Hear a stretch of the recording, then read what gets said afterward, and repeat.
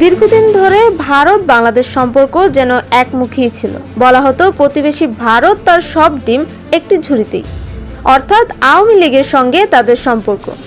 বিএনপিকে ঘিরে ভারতের ছিল একরকম অনাস্থা, যা সময়ের সঙ্গে সঙ্গে আরও সুস্পষ্ট হয়েছে।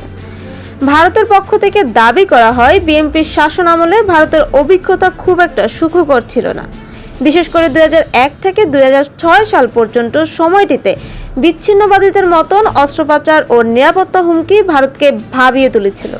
ফলে দুই দেশের মাঝে গভর্নমেন্ট টু গভর্নমেন্ট স্তরে ভরসা গড়ে ওঠেনি। বিএনপির দাবি ভিন্ন, তারা চায় ভারতের সঙ্গে মর্যাদাপূর্ণ সম্পর্ক। তবে ভারতের দিক থেকে ভারত বিরোধিতাকে বিএনপির রাজনৈতিক ডিএনএ হিসেবে ধরা হয়। 2014 সালে বিজেপি সরকার ক্ষমতায় আসার পর বিএনপি ভারতের সঙ্গে সম্পর্ক উন্নয়ন কিছুটা সক্রিয় হয়েছিল। যদিও শুরুতে সামান্য সাড়া পাওয়া গেলেও পরবর্তীতে সেই সম্পর্ক গড়াতে পারেনি। বিপরীতে প্রধানমন্ত্রী শেখ হাসিনা ও নরেন্দ্র মোদীর মধ্যে গড়ে ওঠে শক্তিশালী ব্যক্তিগত রসায়ন। বিএনপির মধ্যে ভারতের প্রতি অবিশ্বাস আরও দৃঢ় হয়। কিন্তু 2024 সালের 5 আগস্টে ঘটে যায় নারকীয় রাজনৈতিক পট পরিবর্তন। বাংলাদেশের রাজনীতির পালা বদলের সম্ভাবনায় বিএনপি ভারত সম্পর্কে নতুন মোড় নিতে পারে বলে মনে করেছেন অনেক পর্যবেক্ষক।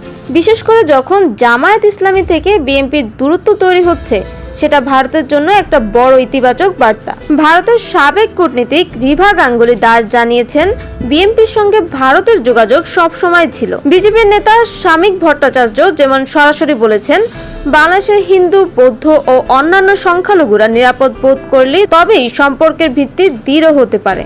আর যদি বিএনপি ভারতের নিরাপত্তাজনিত উদ্বেগগুলো গুরুত্ব দেয়, তবে ভারতের সঙ্গে নতুন করে সুসম্পর্ক গড়াও অসম্ভব নয়। বর্তমান ভারত নির্বাচনের আগেই কোনো পক্ষপাত না নেয়ার নীতিতে স্থির। তারা চাইছে অংশগ্রহণমূলক ও গ্রহণযোগ্য নির্বাচন।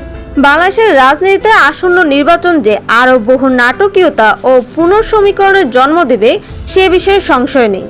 আর সেই পটভূমিতেই নতুন আলোচনাকে কেন্দ্র করে উঠে আসে বিএনপি ভারত সম্পর্কের ভবিষ্যৎ রূপরেখা।